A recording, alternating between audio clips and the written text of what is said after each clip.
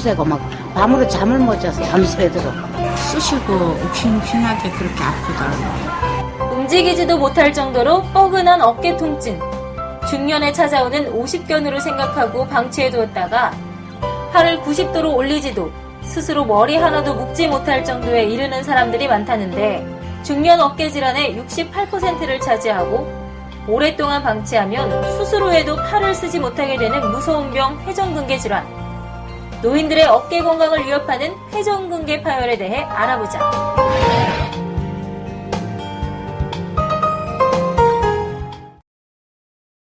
안녕하세요. 강서원 실버클리닉 김현정입니다. 중년층에 접어든 많은 분들이 흔히 어깨가 아플 때 오십견을 먼저 의심하는 경우가 많은데요. 그런데 최근에는 레저나 스포츠를 즐기는 분들이 늘어나면서 오십견보다는 회전근개 파열에 의한 어깨 통증을 호소하시는 분들이 많다고 합니다. 그래서 오늘은 어깨 질환 중 하나인 회전근개 파열에 대해서 알아볼 텐데요. 오늘은 정형외과 전문의 조용진 원장님과 함께 하겠습니다.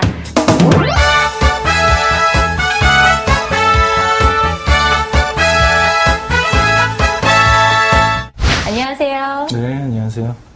네, 요즘에 어깨 질환을 호소하시는 분들이 좀 많이 늘었다고 해요. 특별한 이유가 있을까요? 어깨도 다른 무릎 관절이나 다른 관절염처럼 퇴행성에 의한 질환이 많습니다. 그래서 어깨의 힘줄인 회전근개 파열도 역시 이제 30, 40대의 증상이 시작해서 충돌 증후군으로 시작해서 결국은 이제 40대, 60대의 환자가 이제 나이를 먹어감에 따라서 어깨를 자꾸 쓰면서 자꾸 마모가 돼서 결국은 이제 퇴행성 변화에 의해서 힘줄이 떨어지기 때문에 퇴행성 관절염이 어깨에는 힘줄의 손상으로 나타난다. 이렇게 이해를 하시면 좋을 것 같습니다. 무릎은 관절 연골이 닳고 어깨는 힘줄이 닳는다. 이렇게 생각을 하시면 좀 쉽게 이해를 하실 것 같습니다. 아, 노화에 의해서 통증이 많이 늘어나는군요. 네, 자, 대부분 그런 네. 원인이 제일 많습니다. 네. 네, 그렇다면은 이제 가장 중요한 회전근개 파열 좀 어떤 질환일까요? 궁금합니다. 네, 그래서 이제 제가 자료를 잠깐 준비를 했는데요. 여기 보시면 특히 이제 어깨 힘줄인 회전근개를 이게 네. 침범하는 질환 중에 이제 우리 충돌 증후군하고 이제 회전근개 파열이라는 게 있습니다. 모형을 보시면요, 여기 이제 어깨 회전근개 힘줄이거든요. 제일 문제가 많이 생기는 부위가 극상근, 극하근인데 특히 이제 극상근에 문제가 많이 생기게 됩니다. 그래서 이제 힘줄이 이렇게 와서 이제 붙는 자리인데 우리가 어깨를 이렇게 쓰다 보면 위쪽에 있는 견봉이라는 뼈가 있습니다. 이렇게 돼서 부딪힌다는 거죠. 그래서 이런 이제 물리적으로 이게 자꾸 부딪히다 보니까 우리가 알게 모르게 어깨를 쓰지 않습니까? 일상생활에. 네. 쓰다 보면 힘줄이 위에 가서 자꾸 부딪힌다는 거죠. 이게 이제 충돌이 반복되다 보면 힘줄이 떨어진다는 그런 얘기입니다.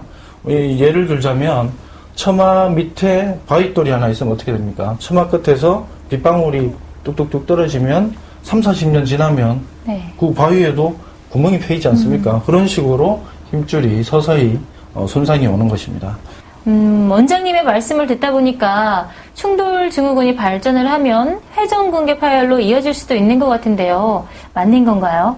네, 그렇습니다. 그래서 이제 우리가 나이에 따라서 이제 조금 젊으신 분들이 어깨가 아프면 충돌 증후군이라고 생각하시면 되고요. 그게 이제 한 3, 40대가 되고 그런 분들이 이제 계속 쓰다 보면 그게 지속되면 결국 이제 파열되게 됩니다. 그게 이제 40대, 60대니까 비교적 이제 좀 우리 왜 퇴행성 관절염, 무릎의 퇴행성 관절염도 초기, 중기, 말기 이렇게 나누지 않습니까? 초기는 관절 연골이 비교적 덜 따른 거고 젊은 사람이고 이제 말기에 이르게 되면 60대 이상에서 주로 관절 연골이 다 딸지 않습니까? 그런 식으로 힘줄도 어깨에 있는 힘줄도 처음에는 이제 조금씩 딸겠죠. 딸다가 이제 결국 이제 나중에 파열되면 회전근개 파열로 진단을 할 수 있는 거죠. 그래서 충돌 증후군하고 이렇게 이어져 있다고 생각하시면 됩니다. 네. 그렇군요.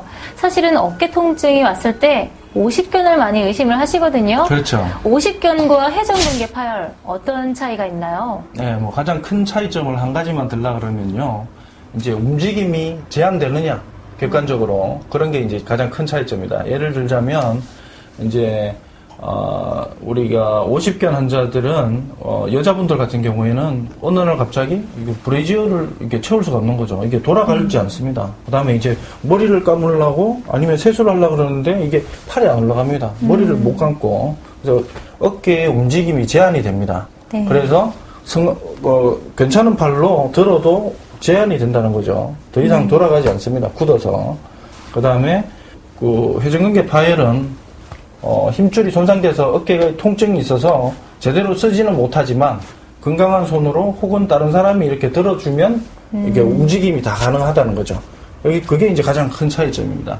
병원을 찾았을 때 어떤 장비를 이용해서 진단을 내리게 되나요? 네, 그래서 이제 우리 정형외과 오면 먼저 엑스레이부터 찍지 않습니까? 네. 그래서 이제 엑스레이를 찍어서 이분이 이제 관절 운동이 얼마나 되나 확인도 하고, 그 다음에 이제 진찰을 해서 어깨 힘줄의 손상이 의심이 되는지 진찰을 해봅니다. 그래서 이제 요 회전근개 부위에 그 이제 압통, 그러니까 통증을 호소하는 부위에 정확하게 통증이 있고, 그러면 이제 회전근개 힘줄 파열이 의심되지 않겠습니까? 네. 그런 경우에 이제 우리 준비한 자료를 보시면요.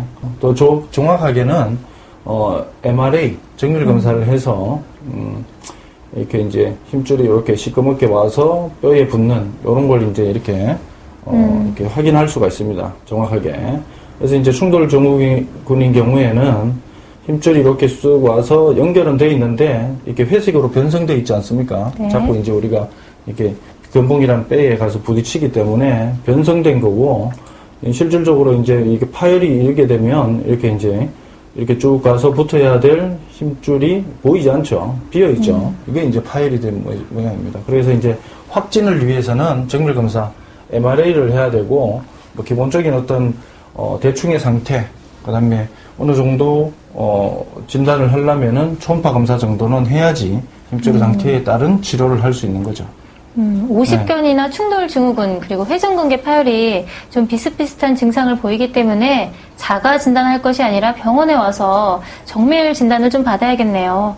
그렇죠. 그래서 아까 말씀드렸던 그 자가 진단할 수 있는 가장 첫 번째 움직임이 되느냐 안 되느냐, 그 다음에 남이 들어줬을 때 올라가느냐 안 올라가느냐, 아니면 내가 괜찮은 손으로 올렸는데 올라가느냐 안 올라가느냐, 그것만 체크해 보셔도 아마 좀 감별의 기준이 될 거라고 생각합니다. 네. 아, 그렇군요. 자, 그렇다면 회전근개 파열을 치료할 수 있는 방법에는 어떤 것들이 있을까요? 그래서 이제 우리가 이렇게 이제 파열의 정도에 따라서 당연히 이제 치료 방법도 달라지지 않겠습니까? 그래서 파열이 심하지 않은 경우에는 우리가 이제 전통적으로 하는 치료 방법들이 있죠. 누구나 알듯이 이제 약도 드시고 물리치료도 받고 뭐 이렇게 해서 이제 경과를 보는 건데요. 최근에는 그 체충격파 치료라고 해서 이제 물리적인 자극을 줘서 힘줄이 재생될 수 있게 하는 치료가 있습니다. 그래서 이제 최근에는 그런 걸 해서 힘줄 재생을 돕고 있고요. 파열이 심하게 된 경우에는 이렇게 관절경 사진입니다. 수술할 때 찍은. 그래서 이제 힘줄이 뼈에 가서 붙어 있어야 되는데 결국 이렇게 떨어져 있다는 겁니다. 떨어져 있어서 이제 어머니들이 이게 옷 떨어지면 또 바느질 하지 않습니까? 그렇죠. 뭐 수술도 뭐 쉽게 생각하시면 그렇게 생각하시면 됩니다. 이렇게 떨어진 힘줄을 제자리에 붙여주는 겁니다. 이렇게 봉합술을 하게 되는 거죠. 그리고 이제 중요한 거는 이게 치료를 안 하고 방치된 경우에는 뼈까지 이렇게 약해집니다. 아무래도 이제 이렇게 방치된 경우에는 나중에 치료를 하면은 치료 결과가 아무래도 떨어질 수밖에 없습니다. 그래서 어깨가 이제 아픈데 지속적으로 계속 아프다든가 뭐 2, 3개월 이상 아프다든가 계속 반복된다든가 하면 반드시 전문의의 진단을 받고 그 상태에 맞는 치료를 하는 게 중요하죠.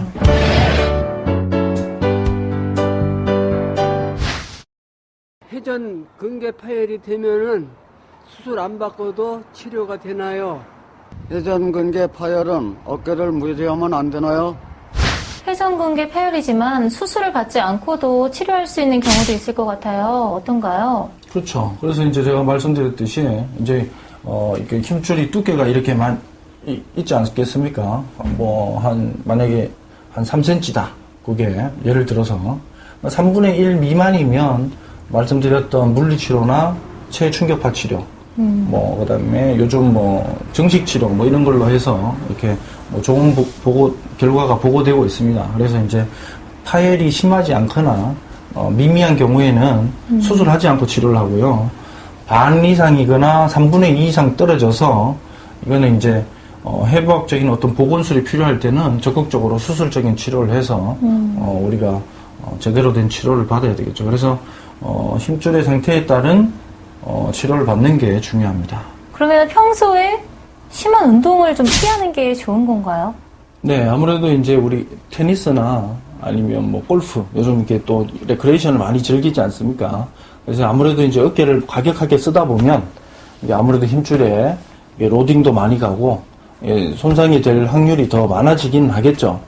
그렇지만 우리가 좋아하는 운동을 안 하면 그 얼마나 또 우울하겠습니까? 그래서 이제 레크레이션 활동을 즐기시되 좀 어느 정도 안전한 범위 내에서 너무 과도한 욕심을 부리지 마시고요. 예, 적당하게 뭐든지 우리 술도 많이 먹으면 건강에 아주 나쁘지 않습니까? 그런데 이제 우리 하루에 뭐 한 잔 정도 소주는 괜찮다고 그러지 않습니까? 뭐 그런 것처럼 운동도 적당하게 이렇게 즐기시면 뭐 괜찮죠. 좋습니다. 자, 그러면은 평소에도 예방할 수 있는 방법들이 있을 것 같아요. 다양한 어깨 질환을. 네, 그래서 이제 퇴행성 변화, 퇴행성 질환을 궁극적으로 이렇게 100% 차단할 수 있는 방법은 없습니다. 우리가 이제 나이가 들면은 자연스럽게 우리 주름이 생기지 않습니까? 그런 것처럼 관절에도 변화가 온다는 거죠, 결국. 무릎에는 이제 관절 연골이 닳고 어깨는 자연스럽게 이제 어깨 힘줄에 마모되게 됩니다. 근데 이제 그게 이제 왔을 때 거기에 그 상태에 맞는 진단을 받고 치료를 받는 게 중요하고요. 그거를 이제 뭐 예방을 100% 할 수 있는 방법은 없지만 우리가 이제 건강하게 지내기 위해서는 적당한 운동, 너무 과격하지 않은 운동, 그리고 규칙적인 생활, 그리고 뭐 수시로 이제 스트레칭하고 그리고 이제 스트레스를 날려버리는 뭐 이런 레크레이션 활동 정도를 하시면 규칙적으로 하시면 건강을 유지하는 데 도움이 될 수 있지 않을까 생각됩니다. 네, 말씀 잘 들었습니다. 오늘은 회전근개의 파열에 대해서 함께 알아봤는데요. 어깨 통증이 지속되거나 반복된다면 주저마시고 전문의와 상담하셔서 초기에 진단하고 치료하는 것이 가장 중요할 것 같습니다.